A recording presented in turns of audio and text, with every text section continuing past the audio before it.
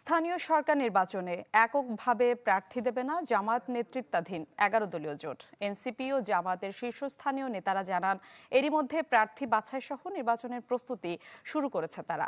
শুরুতে নির্বাচনী প্রতিদ্বন্দ্বিতায় আলাদা প্রস্তুতি নিলেও নির্বাচনকে সামনে রেখে একক প্রার্থী দেওয়ার বিষয়টিও ভাবনায় আছে তাদের। নির্বাচনের আগে আসন সমঝোতার ভিত্তিতে গড়ে ওঠা জোটটি নতুন করে রাজনৈতিক জোটের রূপ নিচ্ছে না আপাতত। রমিজ হোসাইনের রিপোর্ট।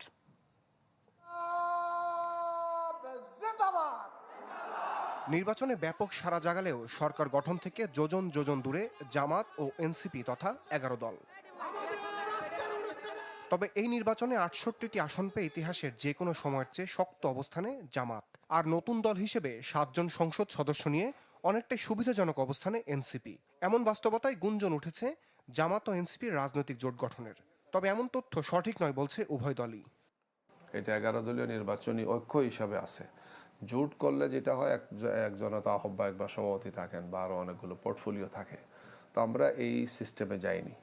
আমরা নির্বাচনী একটা ঐক্যতে আছি এবং এটাই মনে করছি যে সব দিক বিবেচনায় উত্তম মনে হচ্ছে। আমরা আমাদের জায়গা থেকে আগামী যে নির্বাচন, স্থানীয় নির্বাচনগুলো যখন হবে, তখনও এটা 11 দলীয় জোট একসাথে হবে কিনা এখনও এটা আলোচনার পর্যায়ে রয়েছে।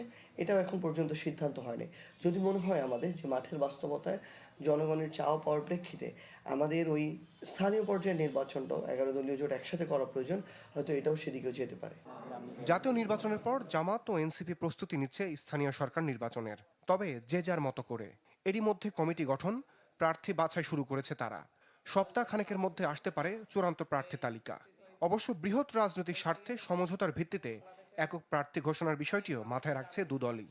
এখন থেকেই বাংলাদেশের প্রত্যেকটা সিটি কর্পোরেশন, উপজেলা থেকে শুরু করে পৌরসভা, ইউনিয়ন, ওয়ার্ড পর্যায় পর্যন্ত আমরা আমাদের প্রতিনিধি যারা প্রার্থী হিসেবে আগামী নির্বাচনে অংশগ্রহণ করতে চায়, আমরা তাদেরকে নিয়ে কাজ শুরু করেছি।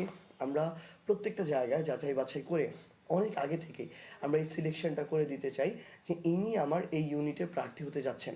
এখন সামনে স্থানীয় সরকার নির্বাচন, এটা কিভাবে হবে সেটা হয়তো শীর্ষ নেতৃবৃন্দ, আমাদের 11 দলীয় শীর্ষ নেতৃবৃন্দ বসে সিদ্ধান্ত নেবেন। এখন আমরা আমাদের মতো করে স্ব দল থেকে প্রস্তুতি নিচ্ছি। বিশেষ করে জামাত ইসলামী আমরা আমাদের তৃণমূল পর্যায়ে বলে দিয়েছি যে স্থানীয় সরকার নির্বাচনের জন্য প্রয়োজনীয় প্রস্তুতি নেওয়ার, অর্থাৎ নিচে থেকে গ্রাসরুট লেভেল থেকে পরামর্শের ভিত্তিতে যাদেরকে দিতে চান তাদের তালিকা যাতে আমাদের কাছে পাঠানোর এই প্রক্রিয়া এখন চলছে।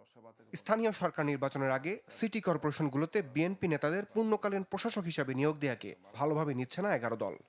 তো এখানে প্রশাসক নিয়োগ দিয়ে এটাকে প্রলম্বিত করার একটা অপচেষ্টা কিনা সেটা আমরা আশঙ্কা করছি আর কি।